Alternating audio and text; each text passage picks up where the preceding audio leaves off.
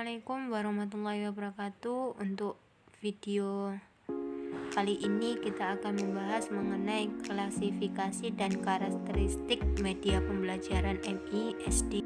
Yang pertama yaitu klasifikasi media menurut para ahli. Yang pertama menurut Brecht dan Brink.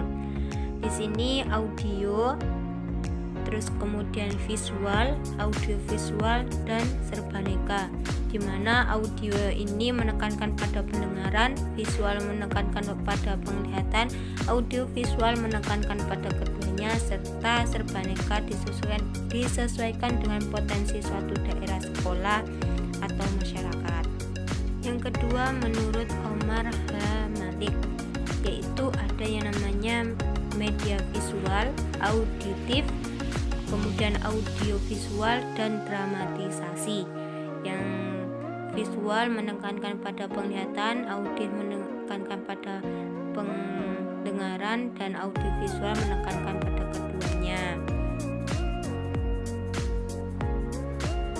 Yang ketiga menurut Heinrich, bahwasanya media itu terdiri dari media cetak, media pameran atau display, media audio, media gambar bergerak, media multimedia, yang terakhir yaitu media berbasis web atau internet.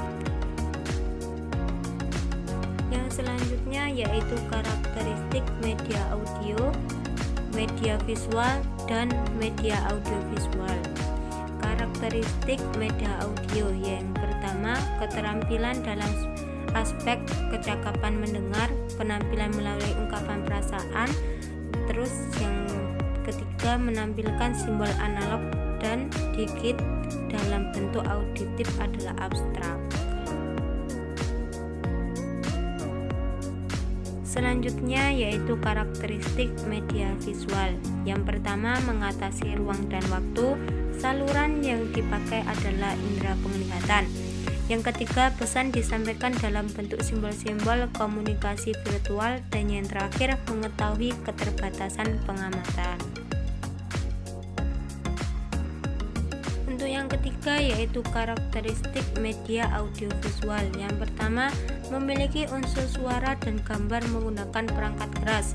Selanjutnya menggunakan perangkat kelas. Yang ketiga penyajian gambar yang dinamis. Yang keempat menggunakan prinsip behavioristik, menekankan tingkah laku sebagai hasil belajar, dan juga kognitif, yaitu menekankan proses belajar daripada hasil belajar. Yang terakhir yaitu merupakan bentuk fisik dari gagasan asli atau gagasan abstrak. Yang keempat yaitu karakteristik media realita. Yang pertama merupakan benda asli, lalu dapat dikenali wujudnya. Benda dapat dalam keadaan utuh dan dalam ukuran yang sebenarnya.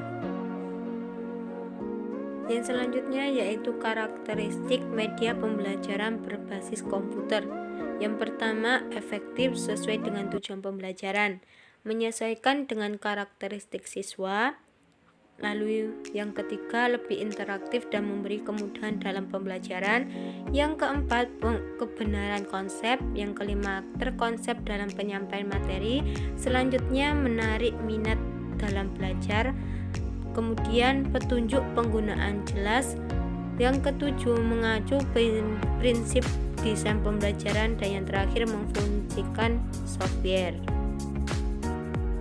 Selanjutnya yaitu karakteristik media sederhana dan grafis.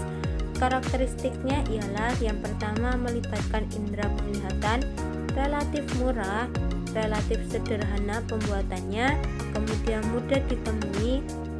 Yang selanjutnya menggunakan bahan yang ada di sekitar, dan yang terakhir yaitu mudah dioperasikan. Lalu untuk karakteristik media grafis yaitu yang pertama dapat mengatasi keterbatasan ruang dan waktu, menggunakan simbol-simbol bersifat konkret, dapat memperjelas masalah, ringkasan variasi suatu proses, harga murah, serta mudah didapat, dan memiliki ciri abstrak pada jenis media diagram. Untuk materi yang terakhir yaitu klasifikasi media pembelajaran. Ada 3, yaitu menurut jenisnya, daya liputnya, bahan dan pembuatannya. Berdasarkan jenisnya ada 3, yaitu auditif, visual, dan audiovisual. Menurut daya liputnya ada 3, yaitu luas dan serentak, contoh TV. Kemudian terbatas ruang dan waktu, contoh film. Kemudian untuk individu seperti modul. Menurut bahan dan pembuatannya yaitu media sederhana dan media kompleks. Untuk sederhana seperti peta, sketsa. Untuk kompleks peralatan laboratorium.